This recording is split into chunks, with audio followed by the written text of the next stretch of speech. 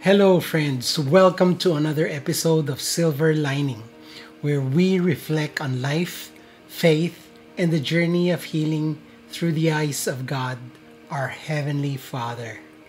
Magandang araw po sa inyong lahat, mga kaibigan. Ako po si Silver, and welcome again sa ating podcast, kung saan ang mga kwento ng buhay, pag-ibig, pag-asa, at pananampalataya ay pinakikinggan. It's 5 a.m. I'm still in the hospital beside my wife. She's asleep now, but I can feel her exhaustion, physically, emotionally, spiritually. I'm tired too. Tired of waiting. Tired of the questions. Tired of not knowing what tomorrow holds. And yet, grateful that we are still here. Grateful that in the storm, I see the hand of God moving. But more than answers of healing, I've been asking God, Lord, what are you really trying to say through all this? Jesus said, "Come to me, all you who are weary and burdened, and I will give you rest." Maybe that's what He's telling you too, my friend. That sometimes He calms the storm, and other times He calms His child in the storm. He's telling us, you don't have to carry this alone. Let me hold you. My friends, if you feel burdened, tired, worn out, come to Him. Lay it all down. Find your rest not in results, but in His presence. And when people ask us how we made it through, we will say, God carried us when we couldn't carry ourselves. Please pray with me. Heavenly Father, we come to you in our weakness, in our weariness, and in our waiting. Thank you for staying near even when life feels overwhelming. Thank you for holding my wife in this painful yet sacred moment. Lord, let your peace surround this hospital room. Let your spirit breathe rest into her tired body, her tired mind, and tired heart. Give us strength for each day and trust for each unknown. In Jesus' name we pray. Amen.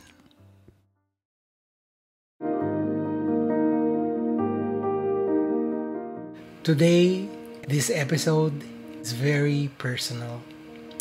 Kaninang umaga, bago sumilip ang araw, pinagmamasdan ko po ang aking asawa. Nandun po ako sa recliner, harap po ng aking asawa, who is finally asleep after a long, exhausting night. And as I look at her, kahit tulog siya, I can feel her body is tired.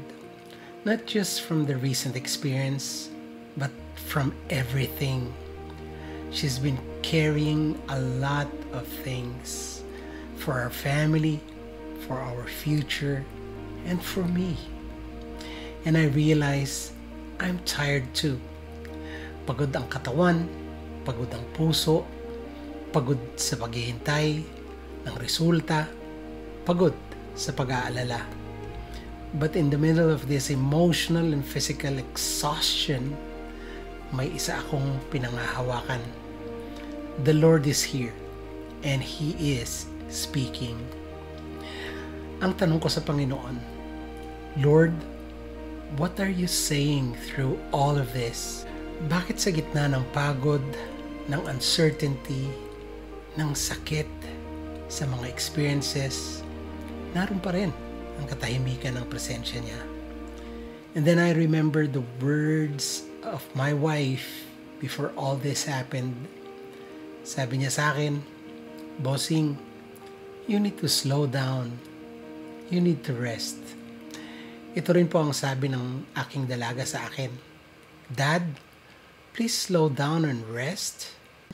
And then, my son texted me and said, Dad, did you get some sleep? You need to sleep. You need rest. Take care of yourself for Mom and my sister. But like many of us, lalo na tayong mga ama, husbands, providers, I keep going. Ang daming responsibilidad. Bills, work, ministry, at ang pamilya. Lahat gusto nating ayusin. Lahat gusto nating kayanin. Pero minsan, ang katawan at puso natin ay sumusuko. And in His mercy, God uses even suffering to speak. Naalala ko ang sinabi ni Jesus sa Matthew 11:28-30. Sabi niya doon, Come to me, all you who are weary and burdened, and I will give you rest. Jesus is not saying you will escape the storm, but you will find rest for your soul in the storm.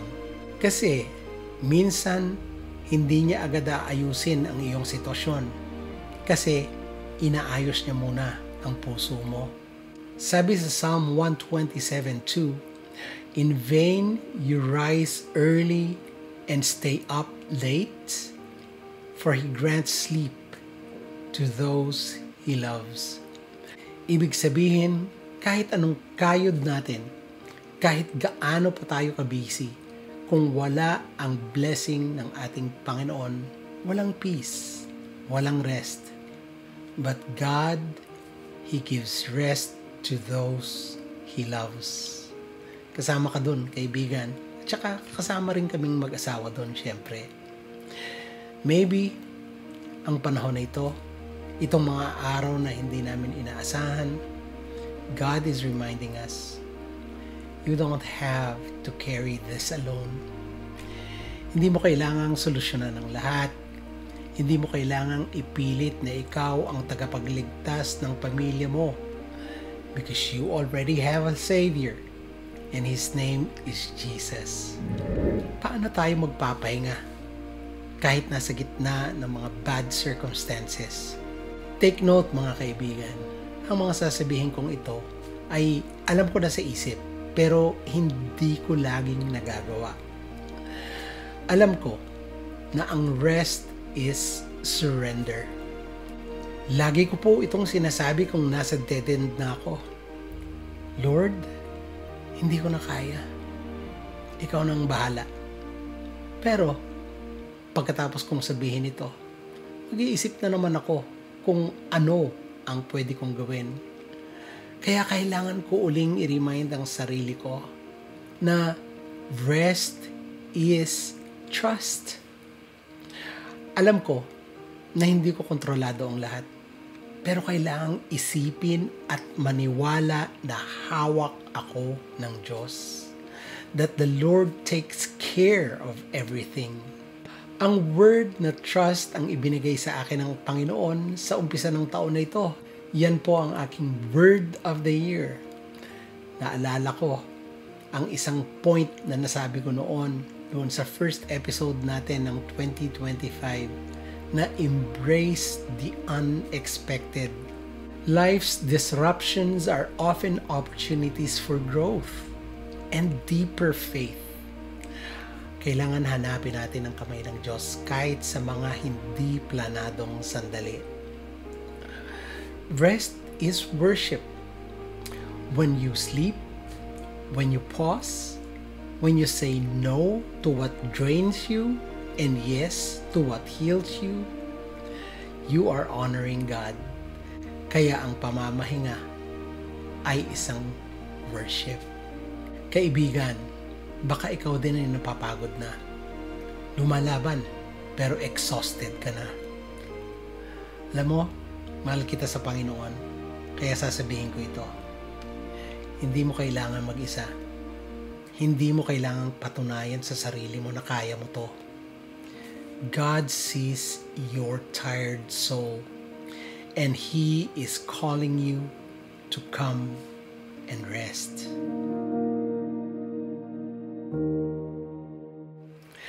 Let me pray for you now. Panginoon, salamat po sa presensya mo sa gitna ng lahat ng mga bad circumstances na aming nararanasan, sa gitna ng aming pagod, sa gitna ng uncertainty. Salamat na kahit wala pa kaming kasagutan sa aming mga tanong, meron na kaming peace na galing sa iyo dahil ikaw ay kasama namin. I pray for everyone listening na pagod, na nalilito, na nag-iisa. Ipakita mo po, Panginoon, sa kanila na you are their rest, their peace, their strength. Panginoon, teach us to slow down, to trust you again, and to know that when we can't carry life anymore, you carry us. In Jesus' name we pray. Amen. Maraming salamat, mga kaibigan, sa pag-join nyo sa akin ngayon. If this episode encouraged you, please share it with someone na kailangan ding makarinig sa paanyaya ng Panginoon.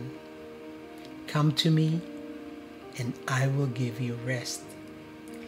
Hanggang sa susunod po, remember this: even in the storm, you are never alone. God is with you and He give you rest.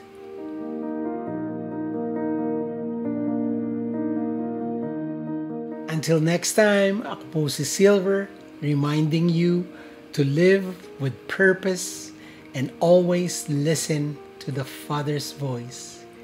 Bye. God bless. Stay anchored in your faith and shalom.